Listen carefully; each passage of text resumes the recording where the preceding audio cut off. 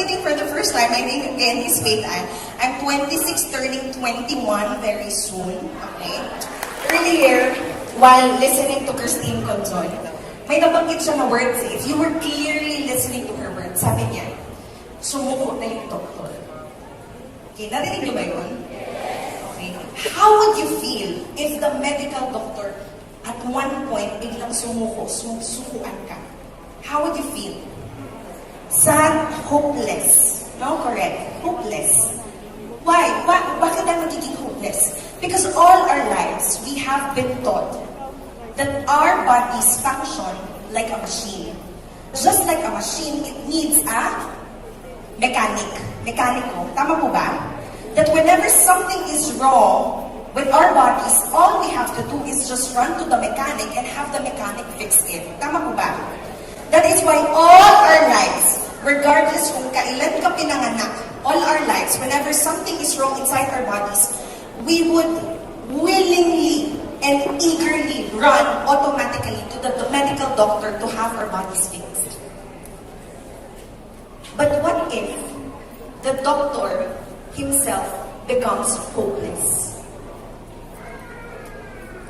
One thing that Porter Placenta has taught me over the past 2 years that I've been doing the advocacy is when somebody tells us that there is no longer hope, when somebody tells us that we only have 3 months to live, 6 months to live, actually Porter Placenta is telling us that we now have the option not to believe.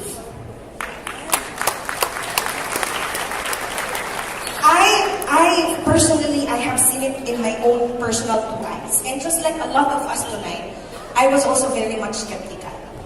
But then I saw my mother suffering from stage 4 colon cancer. Her life is now, by the grace of God, very much extended. And in fact, she's one of the most proactive advocates of Porter Placenta in the whole of Philippines today. I saw it in the life of Team Elite Pavo from Ormoc City, Leyte, Menchi and Misa. When she met Porter Placenta, sabi ng doktor, kapag hindi ka nagpakimo, you will only have 4 months to live. Hindi siya niniwala and instead took Porter Placenta.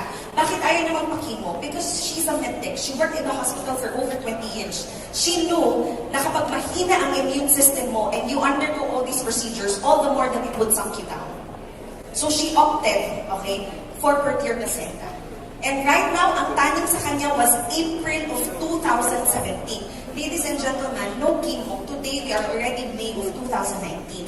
Her life right now is 2 years more or less extended by the grace of God. Pero 2 years ago, it was just my mother who started taking Porter Placenta, stage 4 colon cancer.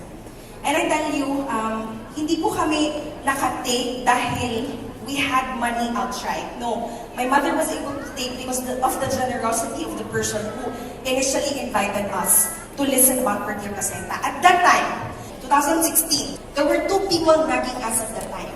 One was a St. Peter agent. She's a family friend. Nagging us, Ate Beth, cancer ka. Kung ako sa'yo, kumuha ka na ng St. Peter para pag nawala ka, hindi mahirapan si Faith. The other person nagging us was by the name of Fritz Bugalaw. He was nagging us, Ate Beth, may cancer ka, baka gusto mo makinig about Porter Placenta. It was a totally perfect storm. My mother was suffering from cancer. I was totally jobless. I had 2 small kids. And I had a special child brother. Kapag nawala anytime ang nanay ko, I will be left not with 2 kids, but with 3 kids. So if ikaw ako, sinong pakikinggan mo? Yung St. Peter agent para makatipid sa funeral? Or yung Porter Placenta agent na baka sakaling gumana yung Porter Placenta sa cancer ng nanay ko? You know what? I have realized that we, you and me, we are always one decision away from a completely changed life. Tama ba?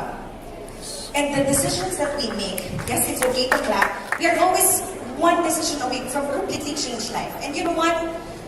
To cut the whole story short, my mother started to take Porter Placenta at that time, and everything else changed.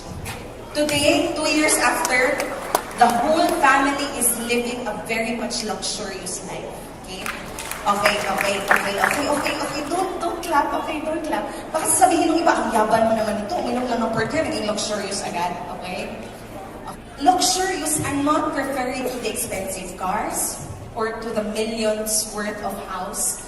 By luxurious, what I mean is that we are now in charge of our health.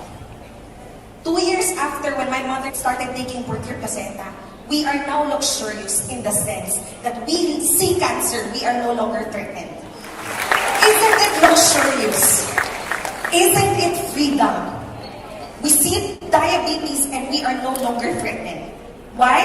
Because we have seen the power, the miracles of oral life stem cell therapy in the person of Portier placenta. From tonight onwards, we will never be looking at diseases the same way ever again. You know, conventional medicine, it's very good. It helps and it saves a lot of people. But then the question is, what if umabot sa punto that even the medical doctors who we look up to as the demigods of our health, tama ba? Paano pag umabot sa punto na sila na mismo ang sumuko sa atin? Okay? V-Way International through Portier Placenta is telling us today that there is no need to be hopeless because the testimonies that you have witnessed earlier are just